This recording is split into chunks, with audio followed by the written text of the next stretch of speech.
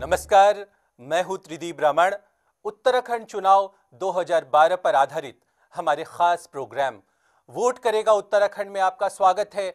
आज प्रोग्राम में हमारा साथ देने के लिए स्टूडियो में मौजूद है हमारे खास मेहमान आशुतोष उप्रेती। आशुतोष जी, आपका कार्यक्रम में स्वागत है। दर्शकों, हम आपको बताना चाहेंगे आशुतोष जी उत्तराखंड के न सिर्फ रहने वाले हैं, वहाँ के जनजीवन और वहाँ की राजनीति की बारीकियों को बखूबी समझते हैं। ये सीनियर पत्रकार हैं और पॉलिटिकल एक्टिविस्ट हैं। पर हम आशुतोष जी से बात जारी रखें उससे पहले हम आपको इस कार्यक्रम में एक दिखाना चाहेंगे एक छोटी सी फिल्म जो उत्तराखंड की ऐतिहासिक, सांस्कृतिक, भौगोलिक विशेषताओं को बताएगी। धरती की ये आंखें कितनी खूबसूरत है, जीवन से भरी हुई। इन पर ही तो मर मिटा था आसमान जब पहली बार यहाँ की धरती ने ताका उसको।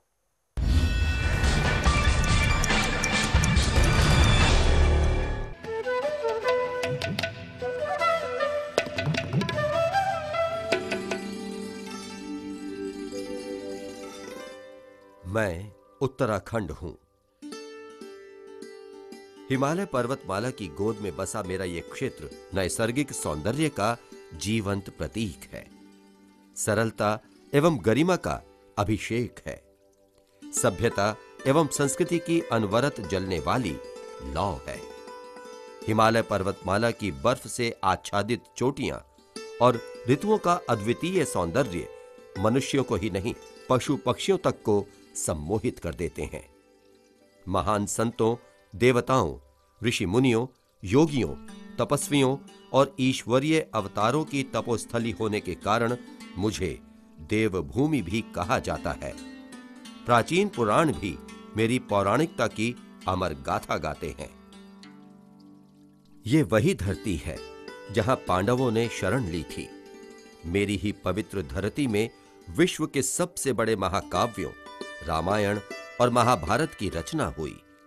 मेरे ही क्षेत्र में आदि गुरु शंकराचार्य ने स्वर्णिम आभा वाले बद्रीनाथ, केदारनाथ, गंगोत्री, यमुनोत्री जैसे चारों धामों की स्थापना करके भारतीय संस्कृति में समन्वय का अनुपम उदाहरण प्रस्तुत किया। आज ये चारों धाम हिंदू धर्मावलंबियों के श्रद्धा व निष्ठा में सर्वोपरि स्थान रखते हैं।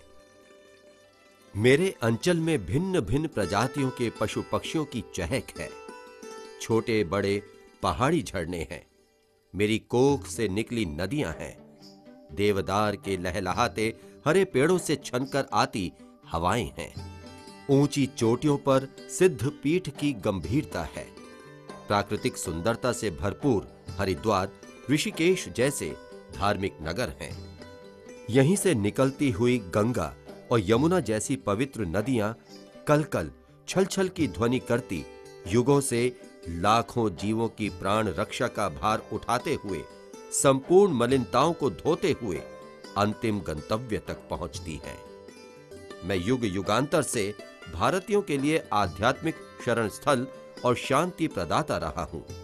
मेरे हिमाच्छादित पर्वत, नदियां और शस्य श्यामला प्रकृति संतों के लिए दिव्य चक्षु खोलने में निरंतर सहायक रहे हैं। मेरे इस प्रदेश के दो भाग हैं, एक गढ़वाल मंडल और दूसरा कुमाऊं मंडल। गढ़वाल मंडल में 6 जिले आते हैं, जिनमें देहरादून, टिहरी गढ़वाल, उत्तरकाशी, रुद्रप्रयाग, चमोली और पौड़ी गढ़वाल शामिल हैं। वहीं कुमाऊं मंडल में नैनीताल, अल्मोड़ा, पिथौरागढ़, बागेश्वर, चंपावत, ऊधम सिंह नगर और हरिद्वार शामिल हैं। मेरी अर्थव्यवस्था कृषि आधारित है, तो खनिज संपदा के लिए मेरी धरती को धनी माना जाता है। पर्यटन के क्षेत्र में मेरा कोई सानी नहीं है। फुर्सती, साहसिक और धार्मिक पर्यटन मेरी अर्थव्यवस्था को संबल प्रदान करते हैं। एक तरफ जिम कॉर्बेट राष्ट्रीय उद्यान और बाघ संरक्षण केंद्र की खूबसूरत वादियां मन को तरोताजा करती हैं, तो दूसरी तरफ नैनीताल, अल्मोड़ा, कसौली, भीमताल, रानीखेत और मसूरी जैसे अनुपम सौंदर्य वाले क्षेत्र सुख और शांति का संदेश देते हैं। मेरे क्षेत्र में पर्वतारोहियों के लिए कई चोटियां हैं, जिनमें नंदा देवी की ऊंचाई मन लुभावनी है। यहाँ फूलों की घाटी है जिसकी असीम खुशबू से मेरा रोम रोम पुलकित होता है। हिमालय की गोद में स्थित हेमकुंड साहिब, मिंद्रोलिंग मठ और उसके बौद्ध स्तूप इस बात के परिचायक हैं कि मेरा ये क्षेत्र केवल हिंदुओं के लिए ही नहीं बल्कि अन्य धर्मावलंबियों के लिए भी उतना ही महत्व रखता है। मेरे क्षेत्र में ही पसरा है ऋषिकेश, जो विश्व राजधानी के रूप में जाना जाता है। ये योग भूमि है। यहाँ योग का विधिवत प्रशिक्षण लेने के लिए विदेशों से सैलानी आते हैं। Richard Gere, Julia Roberts, Kate Winslet, Rowan Atkinson जैसी हॉलीवुड की नामचीन हस्तियों के लिए ये स्थान योग की पाठशाला रहा है। मेरे अंचल में जड़ी बूटियों का खजाना है, इसीलिए मुझे आयुर्वेद की धरती भी कहा जाता है। मेरी भौगोलिक परिस्थितियां 1857 में हुए देश के प्रथम स्वाधीनता आंदोलन में अंग्रेजों से विद्रोह के अधिक अनुकूल नहीं थी। इसके बावजूद यहां भी जंगे आजादी के पहले गदर के दौरान विद्रोह के स्वर काफी मुखरता से गूंजे थे। बड़ी संख्या में मेरे क्षेत्र के लोग भारतीय सेना में हैं। मेरे लोग भोले भाले और सरल हैं। रंग बदलती राजनीति की चाहे ना हो उनमें गहरी समझ, पर जब भी बात मानवता की रक्षा की आई है, उन्होंने आगे बढ़कर हर जन आंदोलन को अपना समर्थन और स्वर दिया है। 30 जनवरी को यहाँ चुनाव होने हैं। मैं चाहता हूं मेरे लोग ऐसी सरकार चुने जिसे स्वयं से ज्यादा प्रदेश के विकास की चिंता हो।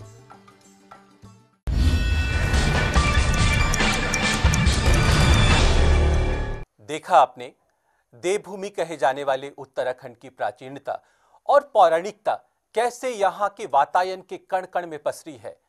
यही इस धरती पर आदि गुरु शंकराचार्य स्वर्गिक आभाओं से प्रकाशित बद्रीनाथ, केदारनाथ, गंगोत्री, यमुनोत्री जैसे चारों धामों की स्थापना कर इस स्थान को और भी पवित्र बना देते हैं। जैसा कि आपको मालूम है कि उत्तराखंड में चुनाव की रणभेरी बज चुकी है। आने वाली 30 जनवरी को यहां मतदान होना है। जाहिर है चुनावी रंगमंच पर रंग बदलते सियासी चेहरों ने विभिन्न भाव भंगिमाओं के साथ वोटरों को लुभाने का यत्न शुरू कर दिया है। पर फिलहाल वक्त हो चला है एक छोटे से ब्रेक का। आप कहीं जाइएगा नहीं, क्योंकि हमारे प्रोग्राम में अभी बहुत कुछ है बाकी। हम आपको बताएंगे क्या होगा इस दफे के उत्तराखंड चुनाव में, कौन कौन से मुद्दे रहेंगे हावी। इस पर स्टूडियो में मौजूद हमारे विशेषज्ञ आशुतोष उप्रेती अपनी बहुमूल्य राय देंगे, लेकिन उससे पहले हम लेते हैं एक छोटा सा ब्रेक। हम यूं गए और यूं आए।